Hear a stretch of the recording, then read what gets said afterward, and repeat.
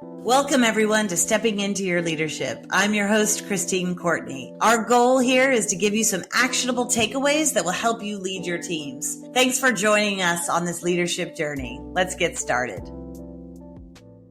Hello, everybody. Welcome to Stepping Into Your Leadership. I am Christine Courtney, and I'm so happy to be in the studio today with one of the guys who's definitely my ride or die, Greg Shamie, in the house. Welcome, Greg. Hi, everybody. Hi, Christine. We're going to talk about one of what's turning out to be so popular, right, Greg? We're getting a ton of requests lately and a lot of work in the area of learning about social style and your versatility in the workplace. And it just seems to be something that is in the collective unconscious that is starting to become more conscious. So we wanted to have a special episode to kind of dig deeper into this subject for those of you who have been learning along with us and want to go a little bit deeper. So if you've learned about social styles, you'll definitely have a chance to learn more. But if you haven't learned, we'll give you kind of a brief overview of it. So you ready?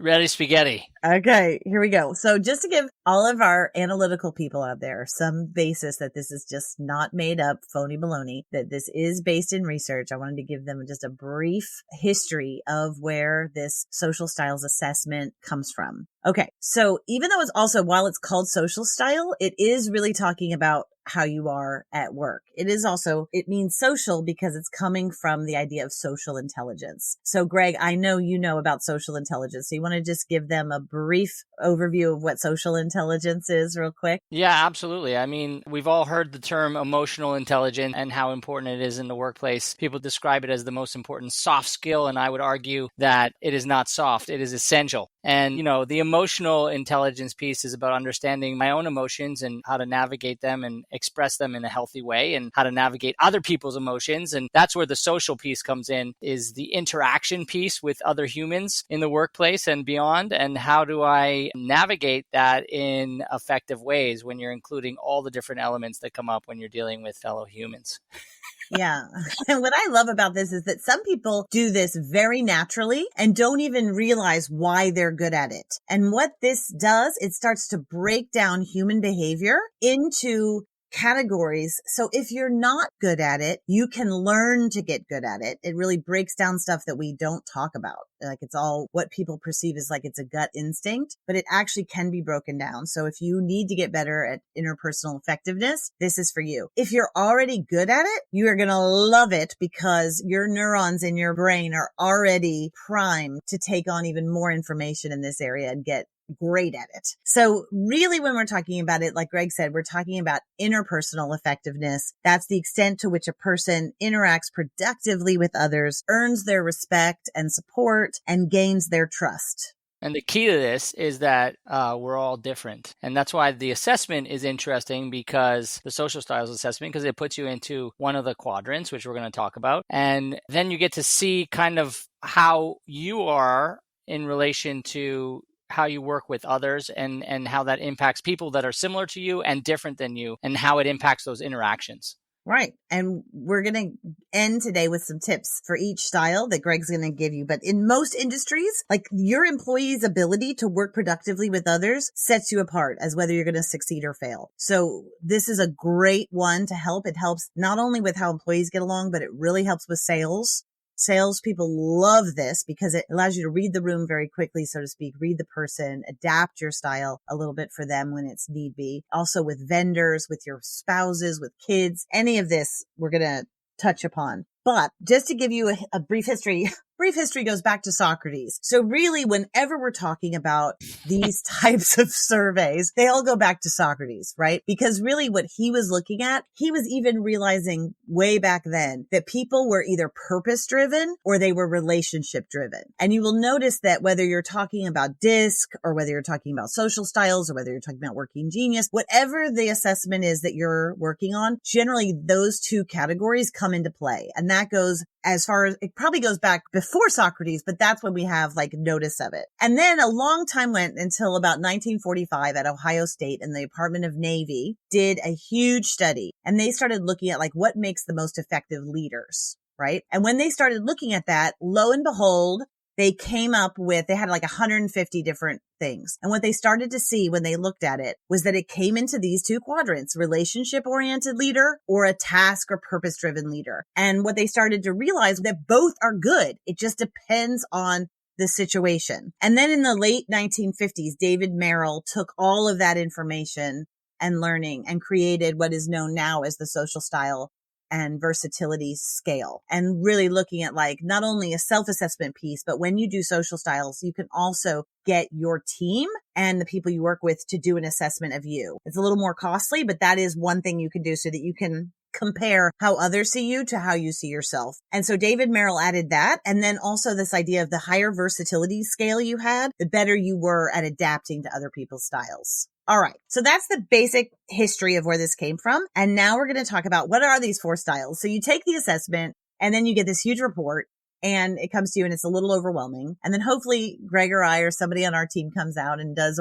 a session with your team that's super fun and gets everybody interacting and seeing how this works, not just on paper. We take it from theoretical to the actual like engagement of reality. And we go into these 4 quadrants. And as a reminder, if you haven't done it, these are the 4 quadrants. Greg's going to tell us about them. So Greg, why don't you start with whichever one you want first? Which one do you want to start with? Oh, well, I always like to start with the upper right quadrant, which is the driver. So the 4 quadrants are upper right driver, bottom right expressive, bottom left amiable, and upper left analytical. So those are our 4 quadrants. I don't know if you want to talk about the axes and how they break down, how how they put you into these different buckets. Good idea. So Greg, what are the 2 axes that make these 4 quadrants?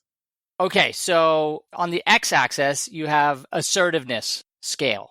And so it basically breaks it down to, on the left side of the scale is ask assertive. And then as you move across the x-axis to the other side, it's tell assertive. So a dimension of behavior that measures the degree to which others perceive a person as tending to ask or tell in interactions with others. That's really what they're measuring on that x-axis. And then on the y-axis, it's responsiveness, dimension of behavior that measures the degree to which others perceive a person as tending to control or display his or her feelings and emotions when interacting. So this to me is fascinating. More controlling, obviously, up at the top of the y-axis, and then more emoting down at the bottom of the y-axis. And this is how we get our 4 quadrants. The driving style is very tell assertive and more controlled. The expressive style down in the bottom right quadrant is tell assertive, more than ask assertive, tell assertive, and more emoting. So I'm an expressive. You can see by the way my eyes and my facial expressions, start to come to life when I'm speaking. I'm very more emoting. The amiable style is more ask assertive and also bottom left quadrant, more emoting. And then you have the analytical style, which is ask assertive and more controlled. Perfect. And what's really fun about that is if you go back to Socrates' time, on the top of those top 2 quadrants are the more task-oriented, purpose-driven folks, and the people on the bottom quadrant are more relationship-oriented leaders. So you can even go back to Socrates' time when you start looking at that. All right. So now let's go into what those 4 quadrants mean. So let's start with the driving style, because that tends to be the one that people can identify very quickly. So Greg, why don't you tell us a little bit about the driving style? Thinking of some of my colleagues who are drivers, and they're a little more formal. They're very independent, very practical. They like to take the reins. So when we're doing some different activities with the group, you can tell immediately who the drivers are because they're stepping forward. They're step forward folks. They're bottom line people. They love results, very focused, and they like to get things done. What am I missing, Christine? They're quick. So usually if we're doing an activity, the drivers are done in half the time. Yes, this is absolutely true. They know this is the result. We're not going to bother with small talk. We're going to just get to the result. Forget about like getting to know each other, that kind of thing. All right. So that's the driver style in a nutshell. So let's stay on the top of the quadrants. Let's go over to the analytical style. Why don't you tell us a little bit about this type of person? Okay. So this is, again, I'm thinking of some of my colleagues who are analytical. They're a little more serious. They're a little more precise. They love to be very logical, and they love data. If you hand them some kind of data and research, that's their love language. They have a difficult time, Christine, coming to make decisions, right? I guess you could describe that as indecisive, but they always want to get more data and more information. And that's why they have a difficult time making decisions. Yes, I would say that that's true. So if we go down to the bottom, on the bottom left, we have the amiable style. So tell us about the amiable style. I love amiables. They're very warm, supportive, dependable, very open, very malleable, and they are always focused on and worried and concerned about every single person. So there's a big social awareness around happiness or connectedness or inclusiveness with everybody involved in the equation. Absolutely true. We did this yesterday with a big group. And what I loved is that when I see the amiable group get together, they all sit down immediately in a circle. They face each other. They listen. Everybody's voice is heard. There's a lot of nodding and smiling, right? They're a really nice group. And whatever they talk about, Greg's right. They tend to like add on ideas rather than edit or cut anything. So sometimes what they come out with can be a little long and like lose its theme or lose its direction, which can drive those drivers crazy because they have no problem cutting people's ideas. But the amiables are super nice. They're always facing each other. When they're presenting, they're always enthusiastic about each other and very supportive. All right, let's go to the expressive style. Last but not least, they're going to hate that we left them for last, but they're in the bottom right-hand corner. Well, I don't hate it because, great things come last, like me, expressive. So I would describe expressives as they love to use inspirational phrases. I mean, I heard folks, expressives yesterday in my workshop, working with some drivers, and the driver was telling them idea after making it actionable and all these like things that the driver does. And I heard the expressive person say that you have such great ideas. And I was like, expressive? Oh my God, we're forceful, we're animated, we're adventurous, we're impulsive, full of energy. We love stories. What else? Big picture. We love themes. If you bring structure to an expressive, that really can make them very effective because they're pretty good at just kind of going off the cuff. Very good. Matter of fact, a group that I had yesterday of expressives finished quickly like the drivers. They tend to be action oriented like drivers because they're both on that right side of the scale, but they also just trust if they're going to have to present, they don't practice their presentation because they're so good at it and they trust that they're going to be good in an improvisational way. Unlike the analyticals, they really practice what they're going to say. They make sure everybody knows they have their bullet points together. Sometimes they'll even have a rehearsal, whereas you'll rarely see that with the expressives. It's amazing. I think it's really fascinating how it plays out every time we do this session. For folks, you see so clearly how each of these people in these categories express themselves. Yeah, another thing that tends to happen is that we ask people to come back with one person to present the ideas of the group, and everybody presents and the expressives go, and then what happens is that they don't pick one person. Everybody talks some point. It just cracks me up. It almost happens every time. So anyway, those are the 4 styles. You can take a deeper dive online by looking up a lot of this stuff. It's really fascinating, but we're going to tell you a couple things that we rarely get to in the workshops just because of time, but it can be really helpful. And some of these stuff, Greg just gave you a great broad overview. And, but I want to get to a couple of juicy things, right? Which is one is the growth action for each one. And one is what they call in social styles, the backup behavior. So the growth action is really like, where is the edge? Where is the part where this style works for you most of your life? It is your preferred behavior of the way you are in work or a lot of times in home. But it's also sometimes can tip over in certain areas into a place where you need to step back and be more versatile with others. And so each one has what we call a growth action. So for drivers, the growth action, remember the need for them is results. They're very results driven. They want to always get results. If you want to make sure that you have a group together to achieve something, and it may be a really difficult goal, you want a driver on that team because they're going to make sure they're keeping the results at the forefront of their mind. Right. The growth action, their orientation then is towards action. They don't want to have a lot of discussion about it. There's a need for control and they want to move quickly. So their orientation is to action. Their growth action that they need to get better at sometimes. Can you guess what it is? Yes, Everybody? I can guess what it is. It's the need to listen to others because they're just moving forward so fast that they forget that there's so much power in listening to others and what others bring to the equation. And so, I mean, you can even get more specific, Christine, and talk about listening to others' feelings. Yes. They don't like feelings. That They don't slows like things down. feelings. They don't like feelings. It's amazing. Amazing. Yeah, I mean, of course they do. And you guys who are drivers out there, you'll say, what? I have very good Yes. But when it comes to the results will always outweigh other people's feelings unless you're very careful. So of course you can listen, but it just has to be something that is absolutely a forefront of your mind of like, okay, I'm going into this meeting. I'm going to make sure that I listen or that I hold back from talking sometimes, or I feel the tension in my body of wanting to control this moment or of wanting to move quickly. And I'm going to breathe through that tension and know that listening to others' feelings right now is going to help me in the long run.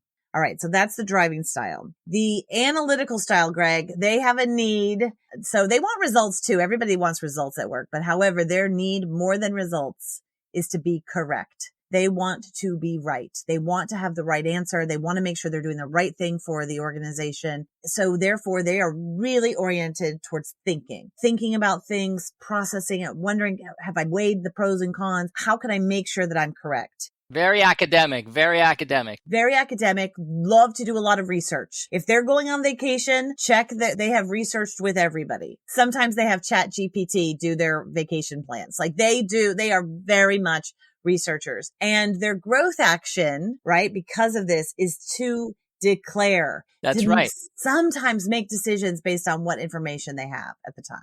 And that's the hardest thing for them because they want to keep getting more and more information and doing more research. So that's why the indecisive is there. So their growth action is to actually see what they have, make decisions, and move things forward. Yeah, the example that I always use is that I had a controller, and I mean, it's a perfect name for an analytical controller, right? It's a perfect title. You want your controller to be correct. You want them to be thinking, but sometimes I'd be like, we need to know, are we going to make it? Like, well, give me a back of the envelope calculation. And there could be nothing more scary for an analytical than to give a back of the envelope calculation. And he would actually say to me, Christine, stop pop quizzing me. And I'd be like, we're 3/4 of the way through the year. I don't think this is a pop quiz. But to him, he needed that in writing. He needed to know. He needed to have time. And I was putting too much pressure. So sometimes you have to know as an analytical that it is important to declare, depending on who you're working with. All right. So let's go through. Why don't you go through the growth actions and the needs and stuff for Amiables, Greg? Okay. So our Amiables, they want security.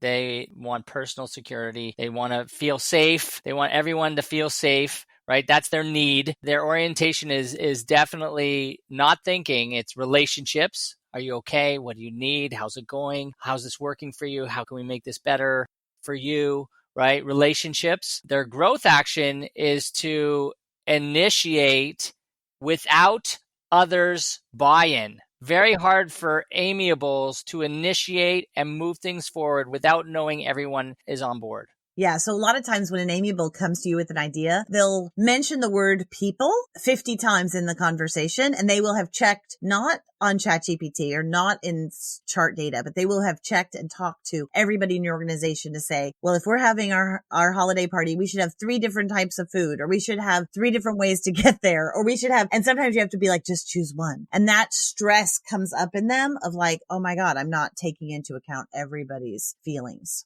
So moving things forward without everyone's buy-in, I think is very difficult for them, but that's their growth action. Yes. All right. So expressives. Okay. Here we go. Our need is definitely approval. We love to make sure we're doing okay. We need to be validated, personal approval. That's our need. Orientation is spontaneity. That's definitely where we were saying we go as expressives, where we love to live on the edge. And then our growth action is to check, getting supporting details and ensure others are appropriately involved. So for me, that's structure, right? The growth action is structure, really bringing that to the spontaneity question, because if you combine those two, then suddenly you become extremely effective.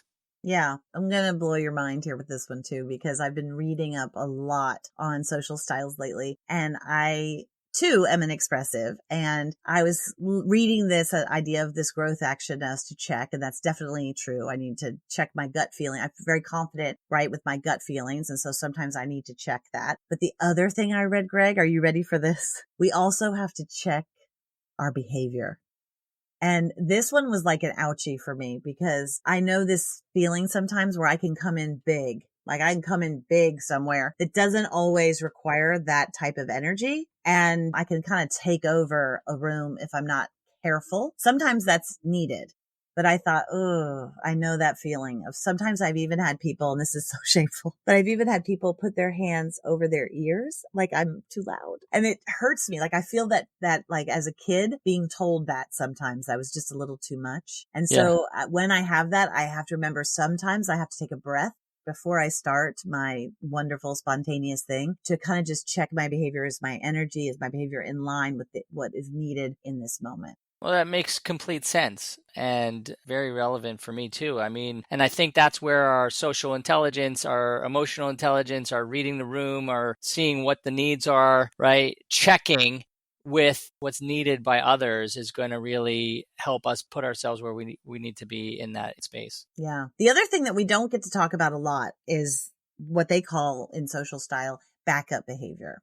And so you guys probably haven't heard that term, even if you've taken one of our workshops, but I think it's really valuable. And what they mean by backup behavior, as best as I can define it for myself, is defensiveness. So what happens to you in your preference of behavior style in the workplace when you're hit with crisis, when you're under stress? What is maybe not the greatest way that you respond, right? Maybe what's the kind of negative way that what the people in your office would say, oh, that's toxic or whatever, right? So backup behavior is like, what's your defensiveness that kicks in under stress if you're not careful? And so the driving style, are you ready for this? Mm-hmm. Is they become autocratic. So they really shut down listening, feeling, and they just want to control because that's where the defense kicks in. I've always been successful if I've been able to control and get results. Then I will be good. And so my backup behavior is I'm going to become very autocratic and tell everybody what to do because then I'll know that this will get done. So that's what happens kind of under stress. I had a driver yesterday who says, so basically you're saying we're dictators?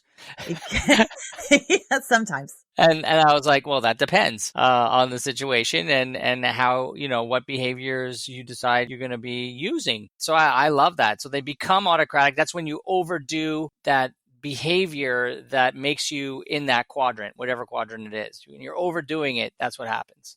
Yeah. And so that's where all the emotional intelligence work of breathing and taking a walk around the block and meditating, all those things come in handy now to get you out of that backup behavior into the strength of your style rather than the negative part of it that can come up. Okay. So expressives. Are you ready for this? Yeah. Greg? Yes. Expressives under a defensive mode tend to attack.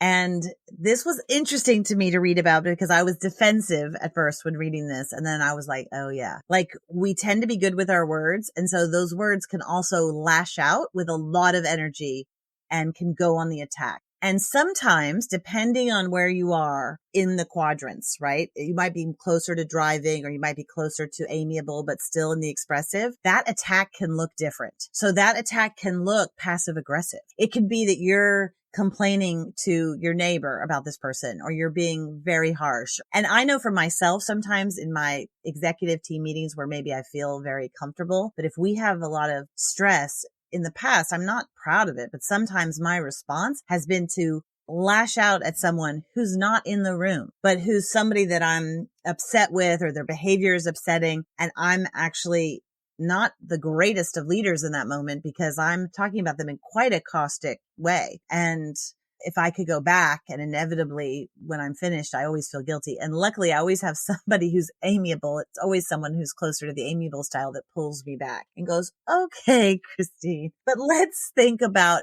our people are important. And, so they kind of pull me back from it if you have a good relationship with them. But that takes a lot of trust and a lot of courage on that amiable's part, right? So anyway, I just want to own that and say that while my backup behavior can be to attack and I'm working on it, but that it definitely would surprise people, I think, sometimes. Yeah, and it's good to know that. Again, this whole session is all about expanding my awareness, right? Expanding my self-awareness and how I interact with others. And so if I know that when I'm in high anxiety situations that my spontaneity and my ability to express energy and emote is going to attack, then that's really important, because then I can bring in some, things that are going to work to help me calm down, step back, relax, like you were saying, really intervene. The person who generally helps you see this quickly is your spouse or your child or your friend or your teenager, because they definitely will call me out on it, right? Because they don't work for me. So they'll definitely tell me. All right. So amiables. So their backup behavior for amiables. Some of you probably can guess it. Do you have any guesses, Greg?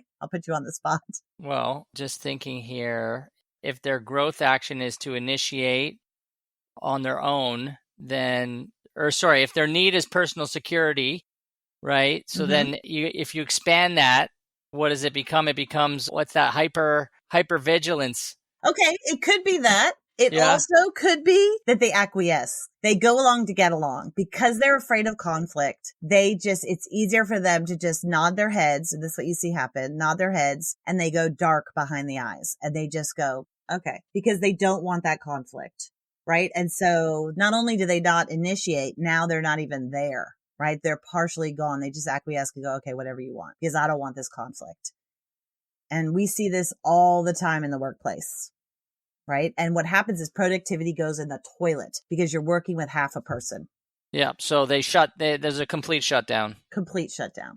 Not even a shutdown, but like they're there and they're working because they're never going to be impolite, or they're going to do their work, but they're just going to acquiesce. Acquiesce is what happens. And so part of it is getting their strength to kind of say, no, I believe this, and I'm going to risk having some conflict with you. All right. And then the last one, analytical, is a little bit similar, but because their growth action that Greg talked about so well is to be, to declare what they're thinking, to put a line in the sand and say, yes, this or that, not like I need more time. So when they're under pressure and they're under stress, they tend to withdraw. So rather than acquiesce and just say, okay, I'll go along to get along, they withdraw, which means you can't find them. They're deep in their computers researching away. They're not coming to think. They're just half there as well. They're not nodding to you and saying, okay. They're just withdrawing. You can't find them. They're late on tasks. They're late on things. They just withdraw. And you're like, hey, are you with us? Like, what's going on? Mm-hmm. And so that's really important, especially if you don't have regular one-on-one meetings where you can draw that out of them. If you're just expecting to find these people every day, they're going to withdraw, and you're going to be like, why haven't I talked to so-and-so in so long? And it's because they're under stress and they're under the piles of paper and work that's on their desk, and they're trying to make themselves feel better by kind of just avoiding and, going away from it all. I love those backup behaviors. I think they're really important, actually, and very eye-opening for each person who's put into one of these categories. I think they would definitely relate to it. I know I am with the expressive one. Okay. For sure. So give us, as we close out today, I'm going to ask you to give 3 of your favorite tips for working with each style. And then I'm going to give you guys what their general appearance or workplace looks like, only because these are generalizations, right? All these are generalizations, and everyone is on a continuum here, right? You're not just one of these 4 things all the time, but you generally have a pattern of behavior that falls in here. And it generally comes with also appearance and workplace, your desk area. And so I'm going to give a couple of those, because if you're trying to pick out someone's style, it's important to increase your versatility by working with them in ways that help them relax and reduce stress. But also you want to know, like, how do I find this out about a person, especially if I'm just seeing them for the first time? These hints can be given to you by also the way how they choose to appear. Okay. So go ahead, Greg. What are 3 favorite tips of the driving style to work with them? Driving. Okay. 1 second. Let me think about my drivers for a second here. I think what I need to do first with them is respect their time, because I know they're very focused, right? And so, and they want results. So respecting their time, stick to the facts. I'm not going to really tell stories with them. And I think they really appreciate following up on what you say you're going to do. Yes. So respecting their time, sticking to the facts, and following up on my promises of what I said I would do. So if you go in to see a driver, they are generally going to be dressed very functionally. They're going to dress very bold, and they're going to dress with something that displays authority. So you're going to see them probably dress one step above what the normal dress code is, if there's a choice. But they're definitely going to, whatever it is that's going to resonate with authority, whether that's a suit and tie, whether that's heels, whatever that means in your business. And they generally probably wouldn't wear a top like this, for instance, that has a lot of like pattern. It would be black and white or something that's very kind of strong and bold and creates that image. Additionally, at the workplace, if you scanned their workplace, you could see accomplishments displayed. They're going to have, their diplomas up. They're going to have stacks of paper, but they're going to be very organized. They have multiple projects. They tend to be sometimes status conscious. They'll of course have pictures. Everybody has pictures up, but very clean lines, very bold, very crisp. The way they take notes, however it is, they're very, it's also about time and having a lot of clarity. Another tactic I use with drivers is letting them drive. And so obviously I want to show my competence because they appreciate that because again, they're result oriented and they're action oriented, but letting them drive is actually a strategy I use. If I know someone's a driver, I let them drive and I make them feel good about that as an expressive working with a driver. Yeah. And they do come through. They come through on results. So It's not a bad idea. All right. Tell us about some tips for your top 3 tips, maybe for working with the expressive style. That's me. Yeah. Oh, so what do you want to do with me is you want to, there's so many things, but you want to have fun with me. You want to I like to enjoy the journey. So you laughing with me, listening to me, expanding our perspectives. I love that, thinking big picture. If you want to validate something I'm bringing, that definitely, makes me feel good and lightens me up. And just that connectivity piece. If you're connecting with me, then I'm being juiced by you.